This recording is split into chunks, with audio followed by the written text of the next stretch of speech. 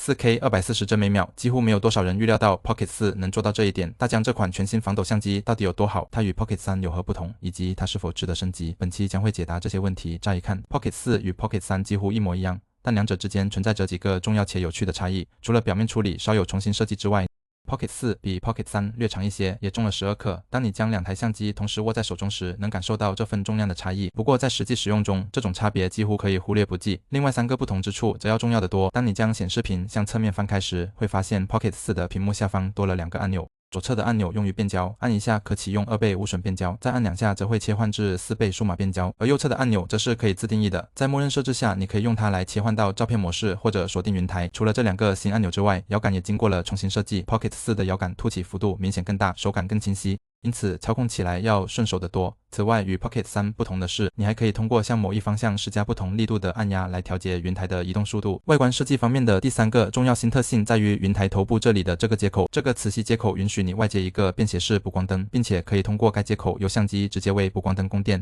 這又是一項非常實用的新功能。Pocket 4換用了一款新的傳感器，雖然新傳感器的尺寸同樣是1英寸，並未比 Pocket 3的更大，但它據稱擁有更好的動態範圍，並且能夠實現更出色的低光性能。這裡展示的所有对比畫面均直接出自相機，未經任何後期處理，且均採用默認設置拍攝。Pocket 4的比特率可以設置為高，這使得其最大比特率可達每秒180兆比特，而 Pocket 3的最大比特率則為每秒130兆比特。鏡頭顯然沒有更換，依然是等效焦距20毫米，光圈 f2 的內顆，但這些僅僅是規格參數，真正重要的是兩者在直接對比下的實拍畫面究竟如何。我一直鍾愛 Pocket 3那種柔和且富有電影感的畫面風格，當然這一點在 Pocket 4身上同樣適用。兩台相機都能拍攝出非常漂亮、高質量的影像，兩台相機所拍攝畫面的色彩非常接近，幾乎看不出什麼區別。大疆或許在藍色調上做了些許微調，但你需要非常仔細的觀察才能發現。更為明顯的一點是， Pocket 4有時會使畫面曝光更亮一些，這在雪景拍攝中尤其突出。看起來 Pocket 4會更側重於面部來調整曝光，始終試圖確保面部得到最佳曝光，而相對不那麼顧及畫面的整體亮度。這也導致在這些雪天且光線極好的場景下，整個畫面看起來會略微有些過曝。遺憾的是，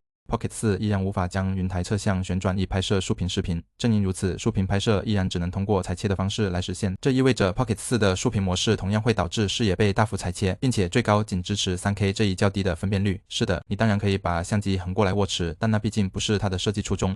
4K 分辨率下的240幀每秒視頻，作為一個動作拍攝愛好者，這對我來說或許是最佳新功能了。借助240幀每秒的幀率，你可以制作出慢放置10%的慢動作視頻。此前，雖然一些運動相機也能實現這一點，但往往只能在畫質較差的1080分辨率下進行，那些素材幾乎沒法用。Pocket 應該是目前首款能在 4K 分辨率下實現此功能的消費級相機，這是一項非常重要的特性。因為超級慢動作畫面不僅適用於炫酷的動作場景，也同樣適合用於拍攝有趣且富有電影感的 B-roll 鏡頭。僅憑這一項功能，或許就足以讓一部分人下定決心購買這台相機了。與 Pocket 3一樣， Pocket 4也擁有專屬的低光拍攝模式，我這裡的樣張便是使用該模式拍攝的。主要區別在於 Pocket 4對圖像噪點的抑制要明顯得多，這也使得畫面整體看起來稍微柔和了一些。但尤其是在光線極暗的情況下， Pocket 4的畫面噪點要少得多。這種差異在這些 Vlog 自拍鏡頭中尤其明顯。我們在開頭看到 Pocket 4支持一款全新的補光燈，我在這裡用它拍攝了幾個鏡頭進行了測試。就個人而言，我算不上是這款補光燈以及它所營造出的光影效果的忠實粉絲。不過，當環境光線真的極其昏暗時，它自然還是能派上用場的。Pocket 4新增了幾項跟蹤功能，現在低光模式下也可以使用智能跟隨了。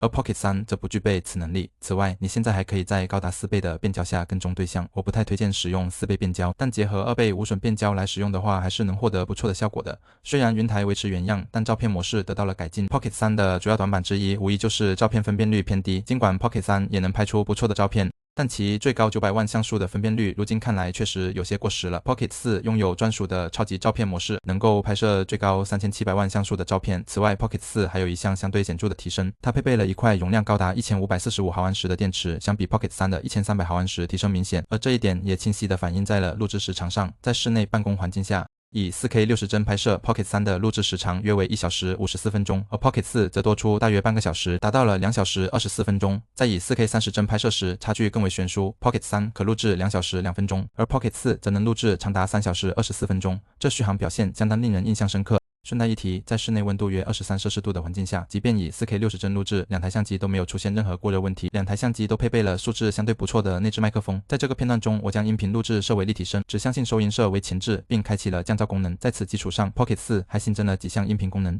其中一項是人聲增強，我現在已經打開了它，該功能可以強化人聲錄製效果，尤其適合 Vlog 拍攝。此外還有空間音頻功能，使得聲音聽起來仿佛來自四面八方，而不僅僅是左右2個方向。对我個人而言，尤為重要的一項升級是 Pocket 4現在內置了 107GB 的存儲空間，反觀 Pocket 3，它與 DJI 大多數其他設備不同，並不具備內置存儲。此外，其接口也升級到了 USB 3.1，文件傳輸速度更快。107GB 的容量對於大多數人來說應該是綽綽有餘了，除非是長途旅行。當然 Pocket 4也同樣支持 SD 卡擴展。那麼這些新功能和略有提升的圖像質量是否足以證明值得升級呢？這當然需要每個人根據自己的情況來決定。Pocket 4擁有眾多重要的新功能，但兩者的拍攝畫面往往看起來非常相似，因為 Pocket 3本身的畫質就已經非常出色了。如果傳聞屬實， DJI 還將推出一款 Pocket Pro，而像 Insta360 這樣的競爭對手，預計也將在今年發布自家的口袋相機產品。看來這一年注定會精彩紛呈，不知道你更期待哪一款設備呢？還是說正在準備購買 Pocket 4？不妨在評論區留下你的獨特見解，我們下期再見吧。